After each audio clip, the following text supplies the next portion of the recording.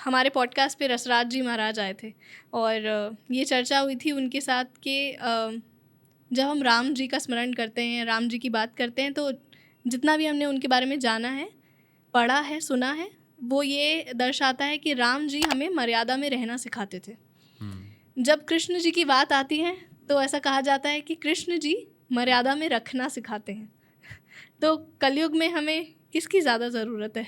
देखिए, दो चीज़ें हैं, एक है कंटेनर और एक है कंटेंट। Okay, please elaborate. तो कंटेंट का मतलब है कि जो भक्ति की विधि है या उसका अभ्यास है, और कंटेनर है हमारा सोशल ऑर्डर। हम एक सोशल ऑर्डर के अंदर हैं, जी। है ना। तो चाहे कोई फैमिली मैन है, कोई रिनाउंस ऑर्डर के अंदर है, कोई स्टूडेंट लाइफ के अंदर है, हम डिफरेंट सोशल ऑर्डर्स के अंदर हैं, मेल हैं, फीमेल हैं, सबके डिफरेंट प्रोटोकॉल्स हैं। तो सोशल ऑर्डर में रहते हुए कंटेंट को रखना, स्पिरिचुअल प्रैक्टिस को करना, ये है भगवान राम और कृष्ण दोनों का समन्वय। जी। और दोनों की शिक्षाओं का हमें आवश्यकता है। हम ये कहें कि हम कृष्ण के फॉलोअर हैं तो हम मर्यादा पालन नहीं करेंगे, तो एक सिविलाइज्ड ह्यूमन बीइंग से ये एक्सपेक्ट किया जाता है कि डेफिनेटली वो लाइफ के पर्पस के लिए काम कर रहा है, लेकिन हम करंटली एक सोसाइटी के पार्ट हैं। अब जैसे हम जिस लैंड में रह रहे हैं वहाँ के लॉज हैं। मिडल ईस्ट के अंदर हम इस तरह से ओपनली धोती कुर्ता पहन के नहीं घूम सकते, हम इस तरह से तिलक लगा के नहीं घूम सकते। वहाँ पर हमें अपनी आइडेंटिटी हाइड करनी होगी। हम अपने घर में जाके जरूर ऐसे हो सकते हैं, हम वहाँ पर भगवान का नाम जोर जोर के चिल्लाकर कीर्तन करते हुए ले सकते हैं, लेकिन सड़कों पर हम इस तरह से प्रोसेशंस नहीं निकाल सकते जिन्हें हम नगर कीर्तन, रथ यात्रा कहते होंगे, या बड़े बड़े जन्माष्टमी, रामनवमी फेस्टिवल सेलिब्रेट नहीं कर सकते हम। बिल्कुल। Maybe in house we can do anything what we want to do. तो वो एक सोशल ऑर्डर है वहाँ का।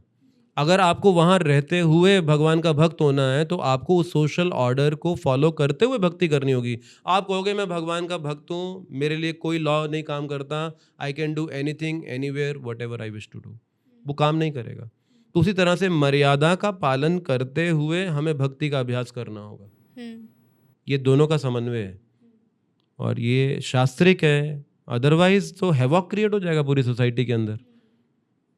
तो इवन ग्रेटेस्ट स्टॉलवर्ट डिवोटीज जो बॉडीली कॉन्शियस में नहीं है, जो लिबरेटेड सोल्स हो चुके हैं, उनसे भी एक्सपेक्ट किया जाता है कि वो सोशल कस्टम और सोशल ऑर्डर्स को डिसोबे नहीं करेंगे जी।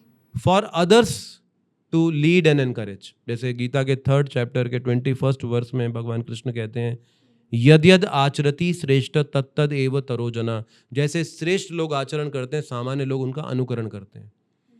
और भगवान कृष्ण गीता में ये भी कहते हैं, हालांकि कोई कर्म मुझे करने के लिए मैं बाध्य नहीं हूं, लेकिन फिर भी मैं कर्म करता हूं दूसरों के लिए स्टैंडर्ड सेट करने के लिए। तो यानी कि जब तक हम इस मटेरियल क्रिएशन में हैं, इस वर्ल्डली लाइफ के अंदर हैं, तो हमें सोशल कस्टम्स और सोशल ऑर्डर्स को ऑब्जर्व करना होगा दूसरों के लिए एक उदाहरण सेट करने के लिए।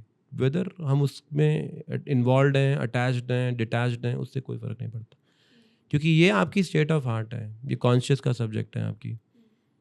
तो एक्सटर्नली हो सकता है हमें डिफरेंट रोल प्लेस करने पड़े, लेकिन इंटरनली हमारा एक ही रोल है कि हमारा संबंध इटर्नली भगवान के साथ ही है। ऐसे इंसाइटफुल क्लिप्स और शॉर्ट्स को देखने के लिए इस चैनल को सब्सक्राइब करो।